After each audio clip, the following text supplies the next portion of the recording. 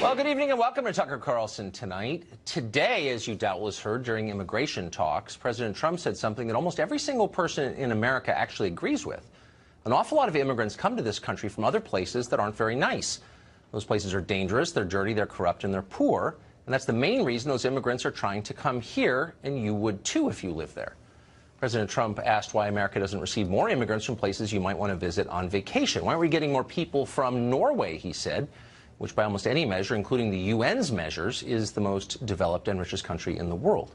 Well, saying this, Trump used an expletive, and that's not surprising either, since he uses them all the time and was speaking privately. And yet, for some reason, virtually everyone in Washington, New York, and L.A. considered this a major, major event. Why is that? To find out, we're joined by Jose Parra. He was Latino Communications Director for Barack Obama's 2012 campaign, and he joins us in the studio. Jose, thanks for coming on. Thank you for the opportunity. So I think I mean, of course you can have a debate over what countries we ought to admit immigrants from, and I think we're kind of having that debate. But what bothers me about the explosion this afternoon is the dishonesty in it. And I'll just give you one example. Joan Walsh over on CNN, an analyst over there, was asked just a minute ago, would you rather live in Haiti or Norway? And she said with a straight face, I can't say. Now, that's lying. If we've gotten to the point where we all have to pretend that every country is exactly as nice as every other country, then we're being dishonest. No, it's basically they're talking about, I think the outrage here is about the insult and the expletive that is attached to the people who come from these countries and who are making a life here in the United States, contributing fully to the U.S. right now. They were talking specifically about El Salvador and Haiti, two countries where TPS was recently revoked by the Trump administration. Right. And between these countries, we're talking about the people from those countries. They're contributing close to $170 billion in GDP. No, look, but I'm not. I mean, and they're making a full contribution. Well, to the economy it's actually it's a complicated picture. But I agree with you. If you're saying that a lot of the people who come from those countries are good people, of course I completely agree. But the idea that you're not allowed to say that they're pretty crummy countries, Haiti, for example, or El Salvador, I've been in both of them. That's why people are leaving them to come here. So I don't understand what the sin is. You're not allowed to point out that other countries aren't as good places to live as America? Like, what is the problem? There is definitely an issue here, because basically what's happening here is that the president is connecting and articulating the same vision that we saw in Charlottesville. When they're talking about we won't replace you, what the chanters and the marchers were talking about this time, it's the same thing, and it's not the same thing. Look, and it's the same. Slow down. What happened to the huddled masses that on the Statue of Liberty that we're talking about? Try and track with me here, okay?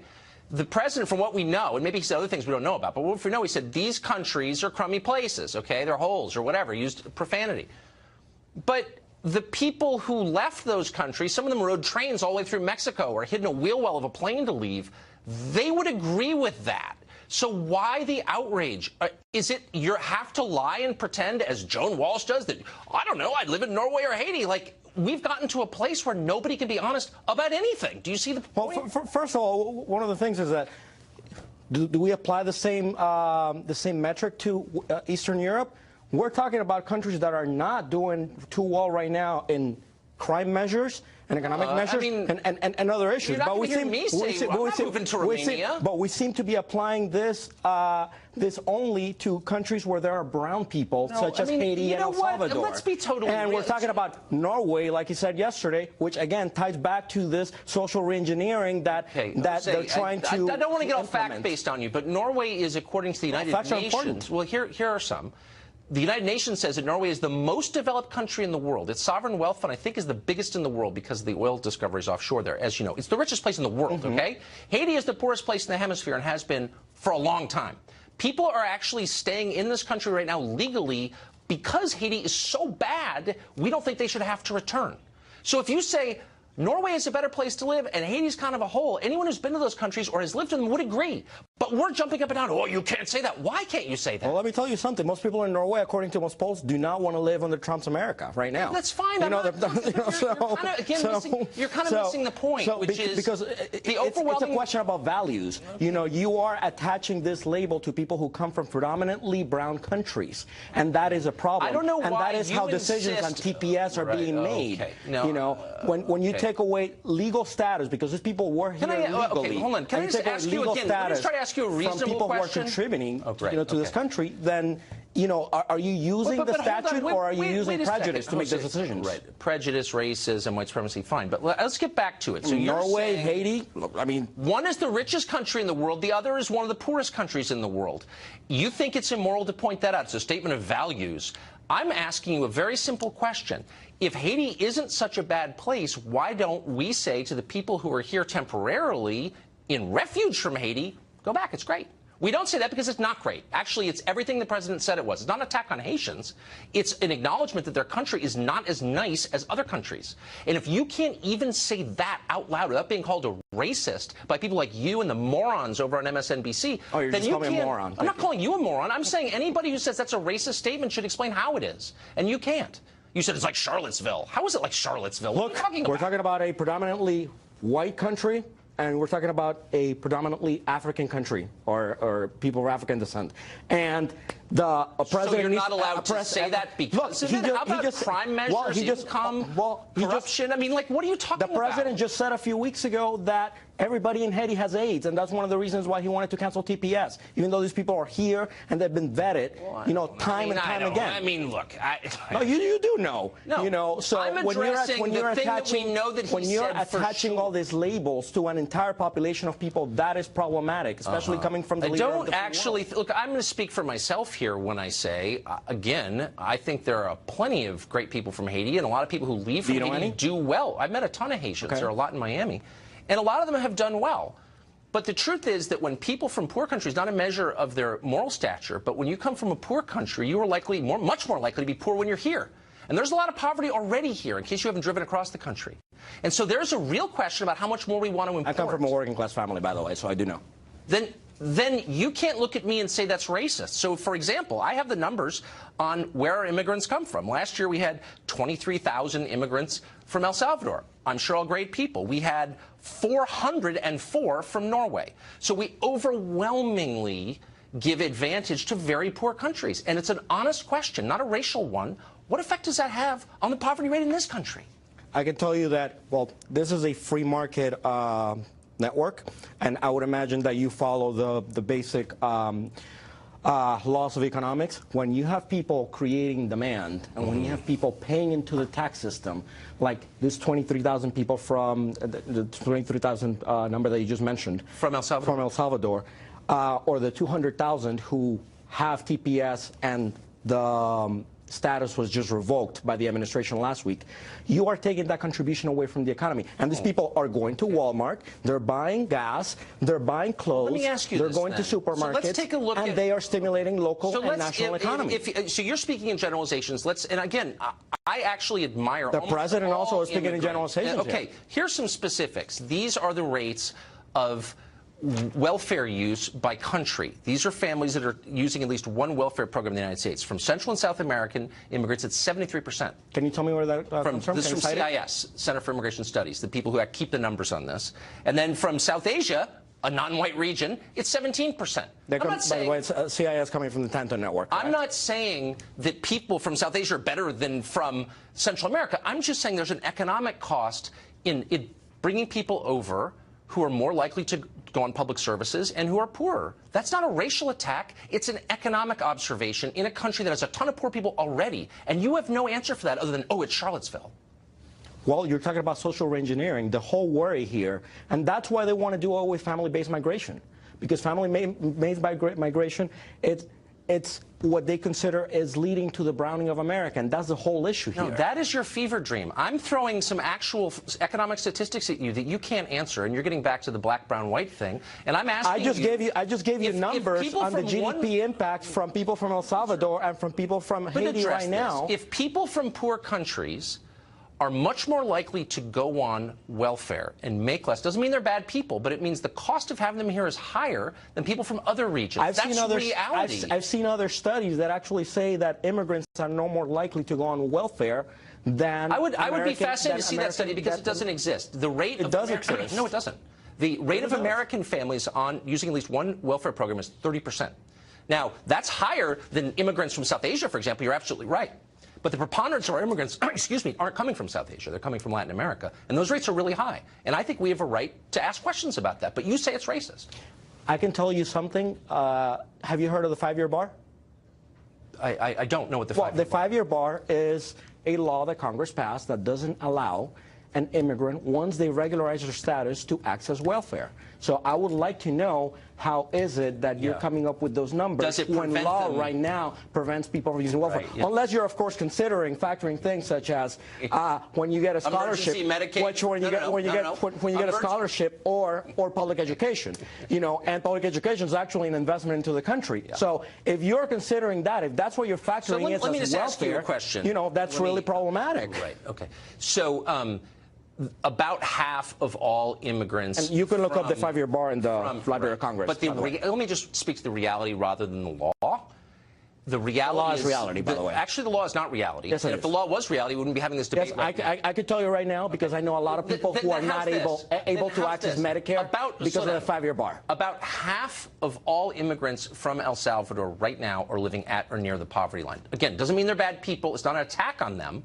But that's not true for immigrants from other regions of the world. Again, why is it immoral for Americans to make the calculation? What makes us more prosperous and what makes us less prosperous? Most of the people who are going to be living near the poverty line are usually because they're undocumented and they are not able to participate in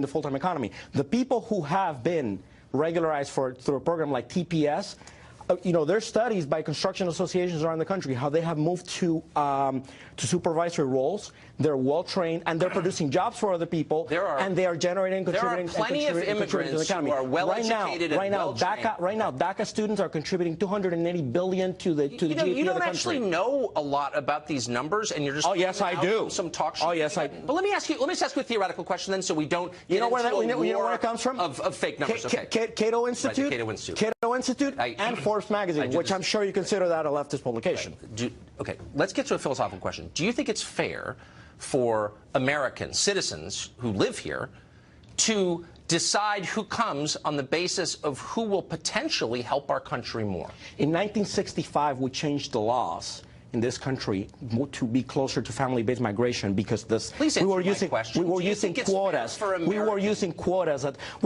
We're using quotas now. 8 to 1 want dreamers to stay in the country. So if you're asking about how many Americans are looking for, most support DACA and to regularize the status of dreamers. If you can't answer a question, it is counterproductive just to filibuster. Is it, do you think, at least theoretically allowed for Americans to say, hold on, let me finish. Let's figure out who's most likely to add to our economy, who's most likely to assimilate. Do you think it's okay, or is that racist like everything else that I brought up?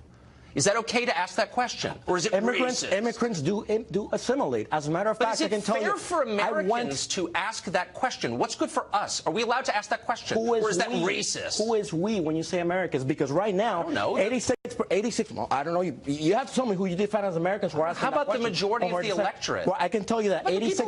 The latest poll that came out today says that 80% of Americans want dreamers to assimilate, inclering 2/3 of Republicans. So I'm sorry. We're arguing apples and oranges. No, we're not. We're arguing about immigrants. Does a country have a right to decide who comes in and who doesn't come in? Most Americans wanted immigration reform in 2013 by every poll. Because you can't. By every poll, and you guys tanked it in the House of Representatives. So it's not like you guys want to fix the system. I think our viewers can determine where you're coming from. Jose, thank you. Thank you for your time. Mark Stein is an author, a columnist, and, by the way, an immigrant. We'll let him decide whether his homeland was any sort of hole. He joins us tonight. So, Mark, I mean, maybe I'm, misreading this. And maybe there are things the president said that I didn't hear. I'm sure there were. But from what I could hear, he was saying, look, why would we give, apparently, preference to poor countries over rich ones? And that doesn't seem like a crazy thing to say. Well, I think he's actually saying, why should we give preference to dysfunctional societies over others? And I'll say it if Jose won't. Until 50 years ago, every nation on earth, every Western nation particularly, thought it had the right to discriminate when it came to immigration among those countries and those people who would find it easier to assimilate and contribute to the country they were moving to. And if Jose thinks you don't like black people or brown people, let's keep it all black. I think it's I don't think, I agree with the president. I wish he'd formulated it more elegantly, but Haiti is a bleep hole, or whatever you want to call it.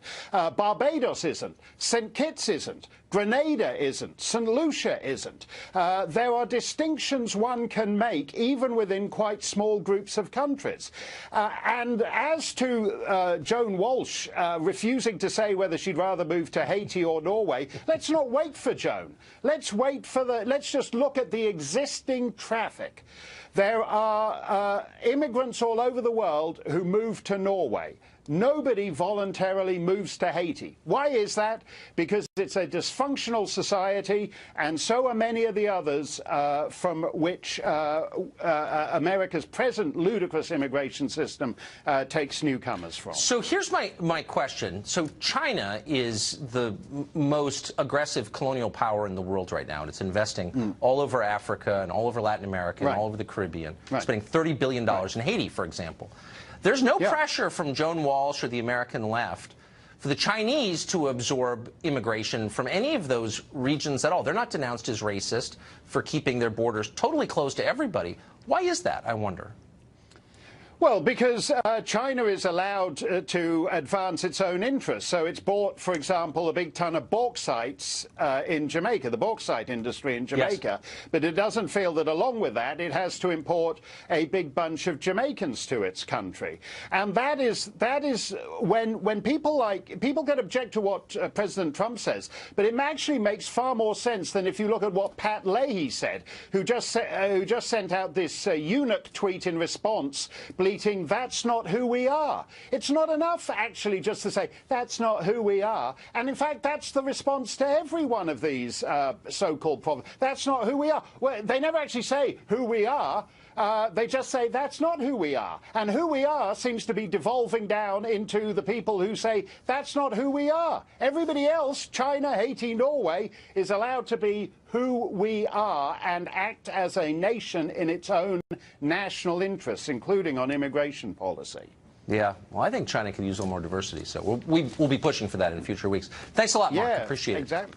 Thanks, Tucker. Senator Lindsey Graham had some uncharitable words for this show and anyone who believes in real borders. Of course, he refused to join us, but we'll respond anyway. Next.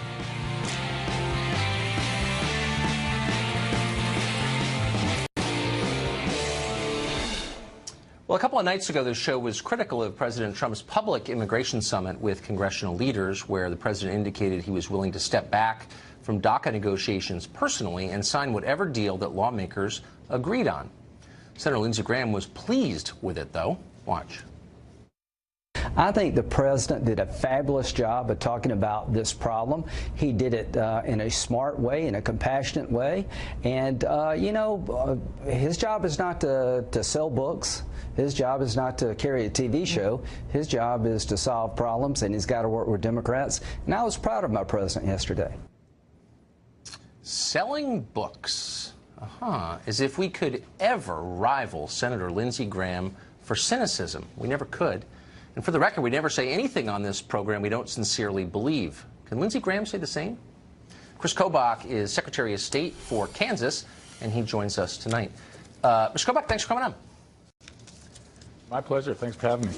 So I'm concerned because what we thought was never going to happen again appears to be happening, and that's the leadership of the Republican Party basically ignoring what its own voters want in favor of a deal that, again, fails to seal the border and give us actual security and the right to choose who comes here. Am I imagining that? No, you're not imagining it. And the worst, the most troubling thing about that meeting on Tuesday that I saw was you had multiple Republicans repeating the mantra, we've got to do DACA, we've got to do DACA, we've got to give an amnesty for these people. Look, Tucker, you know that, and you've pointed this out. The DACA amnesty is bad for Americans. It's granting an amnesty to nearly 1 million people in their 20s and 30s. Their average age is 24, who are going to compete against young Americans who have a 9% unemployment rate in that age group. And for the young Americans who don't have a college degree, it's a whopping 34% underemployment rate. So we're legalizing foreign nationals who have broken our laws to compete against Americans who can't get a job. So that's bad policy. In addition, it's going to cause another surge in illegal immigration. So the idea that we have to do this is ludicrous, and we should only even consider doing this if there are many, many law enforcement advantages that are given to it, like ending chain migration. I think we have to have mandatory E-Verify. And if we don't get everything we want to secure our borders, including the wall, then we walk away from the deal. We don't need to do DACA.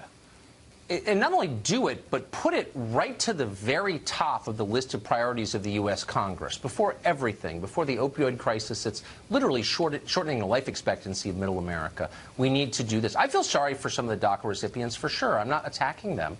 But it's not clear why, if you have any questions about it, you should take a moral lecture from a Republican senator who suggests that you're the cynical, heartless one when you raise questions about the effect on American citizens. How do we get to a place where Republican senators are lecturing us about how they're far better people than we are because they're for amnesty? How'd that happen exactly? It's a great question. I mean, furthermore, as I'm sure you know, Tucker, Lindsey Graham and this group of 6 senators that came up with an even more generous mega amnesty, much bigger than DACA, that they have now announced that they favor. The point is, he seems to be giving away the store. He doesn't seem to care that much about all the damage that an amnesty does to hardworking Americans. And so you're absolutely right. And one other thing, the false urgency about all this is ludicrous, too. You know, there's the March 5th deadline that President Trump set, but all that happens on March 5th is that some of the DACA work permits start to expire. Day after day, some more expire. There's nobody showing up at their home with armed ICE agents with a vehicle to escort them out of the country that day. So the notion that we have to rush to grant a bad amnesty is simply false. Yeah, it is false. I'm amazed that Senator Graham has taken time out from advocating for war with Iran to take this position, but he has. And I was grateful to have you put it in context. Mr. Secretary, thank you. Thank you. Take care. A Vermont newspaper editor just lost his job for raising questions about gender politics. That editor joins us next.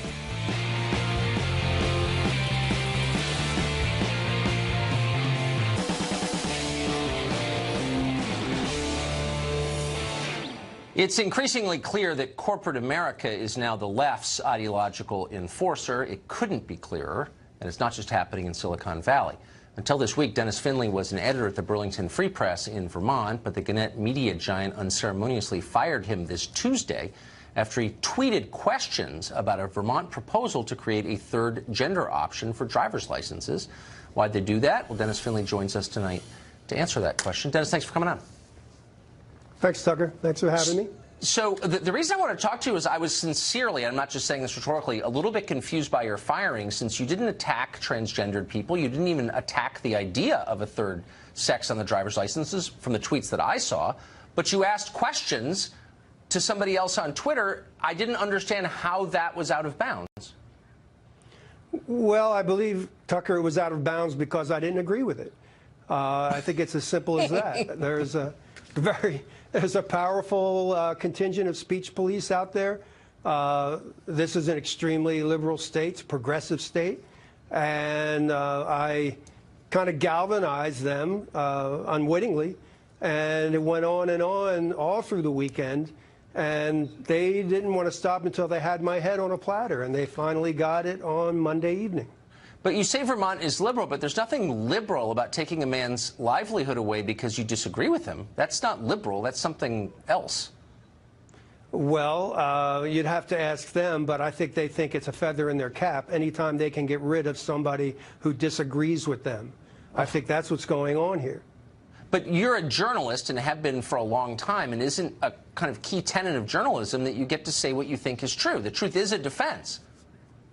Truth is a defense. You get to say what is true, but in the age we live in, our companies, a lot of media companies say that we're supposed to be objective, impartial, et cetera, et cetera. I want to ask questions. I want to raise questions and raise issues because I think there are a lot of things going on that we have to ask questions about. And putting a third gender on a driver's license is something that I thought we should ask a question about. So someone on Twitter said something to the effect, I think this is great or courageous, and you said, why is it great and courageous? Courageous. Correct. And I believe that if I had said, that is great and courageous, awesome, that's great, I don't think we'd be having this conversation here today, Tucker. So the question really isn't about objectivity. They're not asking you to be objective. They're asking you to toe a very specific line. Of course. They're asking me to toe the line. They're asking me to agree with them. And they're asking me to, they're holding my feet to the fire to make sure that the orthodoxy wins out. And this time, they held my feet to the fire until my company said, that's enough, you're fired. Do you see this as a trend? It's something that I've begun to notice where big companies have become the heavies for the cultural left. You think of big companies as conservative, but all of a sudden they're the ones who seem to be enforcing orthodoxies. Is that my imagination? No, I don't think it is. I think big companies, a lot of big media companies are more or less encouraging the left. I believe that they, I don't think that they're objective. I don't believe that they want debate. I think they want us to conform to the prevailing ideology that's out there. And the prevailing ideology that's out there is leftists. And when the leftists take you on, they're big in number, and people are afraid to say anything against them. So they often win. They won a little while ago here in Vermont when they shouted Charles Murray off the stage in Middlebury when he tried to give a speech. That was on your show. I know. So, yeah, it's hard to disagree with them. Well, or they take your job away. And here we are in the middle of the winter, and you're in Vermont, and you got no job. So our prayers are with you, Dennis. Good luck. Right. I hope you find something. Thank you. Thanks. Have you heard? UFOs may actually be real. For real. And the Pentagon spent millions of dollars investigating them. We're not insane. These are facts. We're going to talk to an actual journalist who's been working on that for a while and who exposed that secret program in the New York Times. Stay tuned.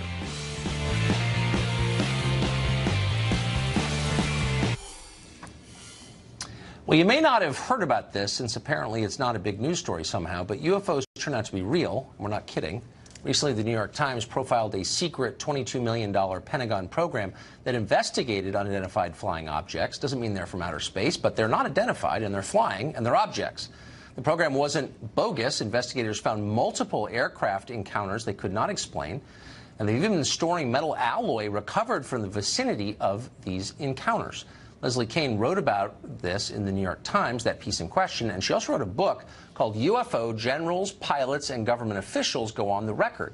She spent years investigating UFOs with the support of former Bill Clinton Chief of Staff, by the way, John Podesta. Leslie Kean joins us tonight. Leslie, thanks for coming on. Thanks for having me, Tucker.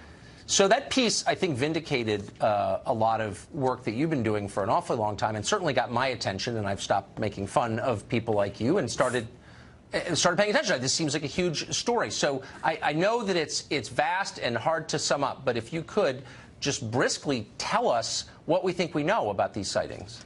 Well, we do know that there are objects in the sky and sometimes in the water that demonstrate extraordinary capabilities that experts say we don't have on this planet. We don't have the capability of creating the kind of technology or apparent technology that's been observed by high-level officials for many, many decades. The Pentagon program is the most recent discovery, but these things have been studied in other countries and by our country for many years.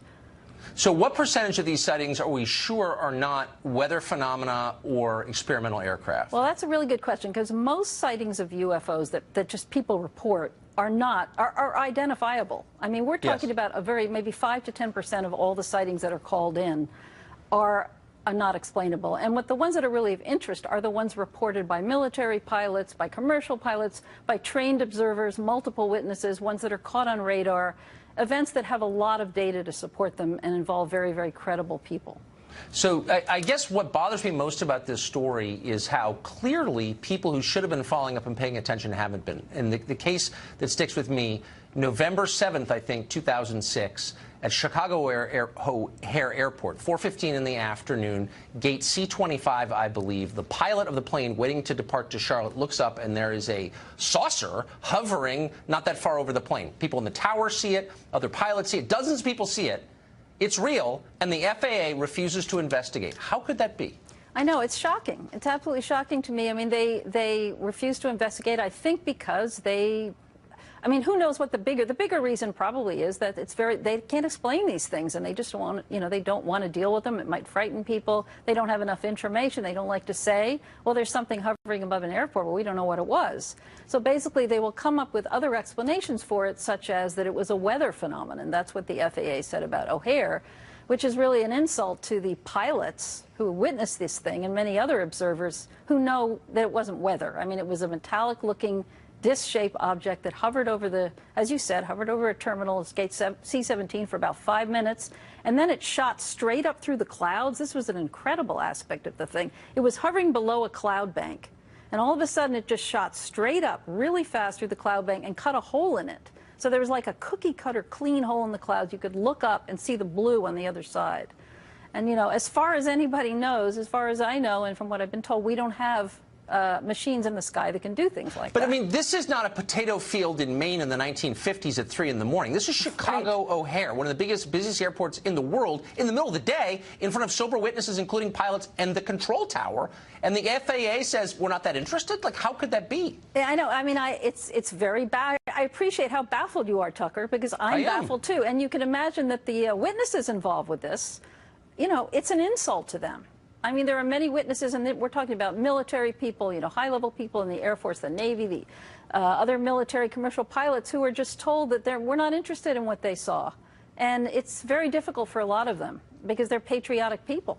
Well, yeah, I mean, what if it's the Chinese military? I mean, I believe you because you are, I think, the preeminent researcher on this question. But it beggars belief that the U.S. government would just sort of let it go. Anyway, I appreciate it. Leslie, thank you for coming on. It's an honor to have you. Thanks a lot, Tucker. I appreciate your interest in this. Thank you. Thanks a million. Time for Final Exam coming up. Will Fox Grand Champion Shannon Bream, winner of 9, get to 10? That's next.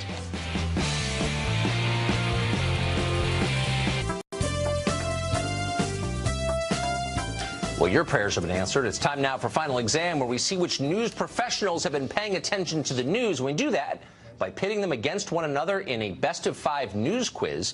Shannon Bream, as you well know, has entrenched herself as the master of Final Exams.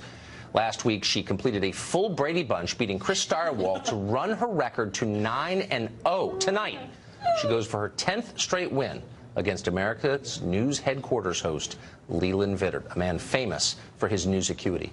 And hair. Yeah. And hair. And general good temper, and good luck to you, Leland. Well, I appreciate it. I've been studying tape of you. Yeah, yeah. And, I realized, you rigged Ducey's button so it wouldn't work. Whatever. You asked for hints with Jillian. I get You're this. just I'm going to on make to her it. more ferocious, Leland, so I'm going to cut you off there and tell you the rules, which you already know since you watched the game tape.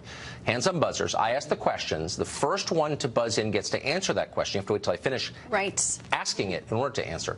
Every correct answer is worth a point. If you get it wrong, you lose a point. Best of 5 wins. Are you ready? Yep. Game on. Okay.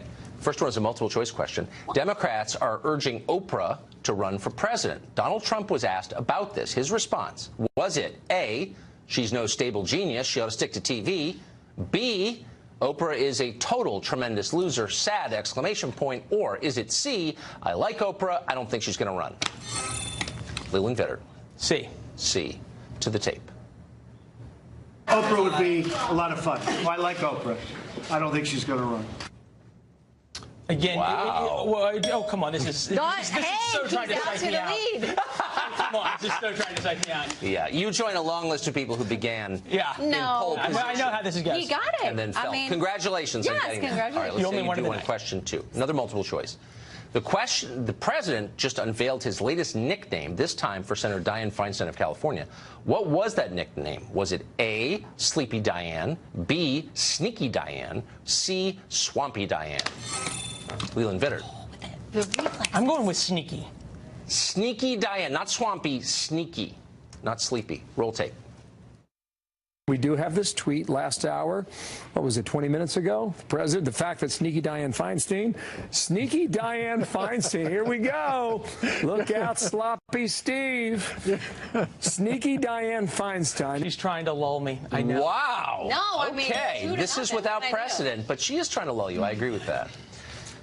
Question 3, ladies and gentlemen, and we got some more Dianne Feinstein for you. Oh, okay. She gave an unusual reason for releasing that transcript of private testimony on the Trump dossier without consulting any of her peers, including the committee chairman. What was her excuse? This is where Shannon asked for hints. What was Dianne Feinstein's excuse? She did it unilaterally. She didn't ask the ranking Republican. She just did it. And she said, but I did it because... I was off that day? It's a medical issue. That's our first hint. It's something you can catch on the subway. Narcolepsy? I'm up by 2. I feel like I can't from your give up. child. Leland Vittert. I'm going to just guess here based on the hints. A cold? A cold. Cold, flu, some type of... Cold is the answer, and we will see if the tape ratifies it. I don't make an excuse, but I've had a bad cold, and maybe that slowed down my mental facilities a little bit. Here you go. There you go. That class in deductive reasoning paid off. The answer was not narcolepsy, though close. Well, yeah. I mean, you can catch that on the subway. I've caught it on the subway. I don't laugh about narcolepsy. Okay, next question. Again, can I ask the rules here? It's best of 5, right? Right. It's so best I mean, of you're 5, but an 3-0. incorrect answer puts you in down a point. Yeah. Okay. So anything can happen. It's a dynamic game. Yeah. And I wouldn't count your points until they're final. Okay. All right? Thank you, Professor. Another multiple choice. Americans still thawing out from intense cold weather. One place in the United States was colder than the surface of the planet Mars. Was it A, in the state of Nebraska, flat and cold, B, in New Hampshire, mountainous and cold, or C, the northernmost state on the East Coast, Maine? Leland Vittert. I shouldn't have done that based on the rules, but I'm going with New Hampshire. You're going with New Hampshire. I am. Okay. New Hampshire. Is New Hampshire the answer? Mount Washington, New Hampshire. It's so cold they were blowing bubbles and they froze. And you can see the guy actually holding those bubbles as if it was a baseball. It feels like minus 100, tied for the second coldest place here. This is the benefit of working on the weekends. Brian Yennis was doing that live shot on my show. How could New Hampshire be colder than Maine? But you're right. Yeah. It's the tallest peak in New England, Mount Washington. Holy smokes. Okay. This is unprecedented, but we still have a question to go. You ready? I'm ready. Okay. Be careful on this one. An iconic soda brand is making a desperate attempt to appeal to millennials, young people, by unveiling new flavors, ridiculous ones like feisty cherry, zesty blood orange, and twisted mango. Which brand is it? Shannon Bream. Diet Coke. I don't believe you. It might be. Really? Staid Diet Coke has a 1 point at least. zesty blood orange? Yeah. Is it Diet Coke? Diet Coke is getting a makeover. You may notice some slimmer cans. There they are up on your screen. And Diet Coke is unveiling some new flavors. Holy smokes. This is a little bit like when Winston Churchill retired. I know, but It's kind of the end. You're no Neville Chamberlain, though. He's no Neville. I'm talking the post-war. Oh, the post-war. Well, can I hand it over? Yes, you may. You can hand. This is the coveted mouth breather mug. Like I'm crowning the new Mr. America. Well, I am gracious for you and your. You're speechless. No, that's okay. That's if you need to borrow the other 9 to make a complete set of 10, I'm Tucker set this up as I was going to lose. I didn't even have an acceptance speech written. You got to be prepared. I was hassling you in the men's room earlier. Congratulations to you, Leland Vittert. Shannon Bream, you've been a fierce competitor, a terrifying competitor. Looking forward to Congratulations. Thank you. 9 in a row. Congratulations. I'm going to retire now. No. You have to go for 9 now. Pay attention to the news all week, every week, and we'll be back next Thursday with another news quiz. We'll be right back.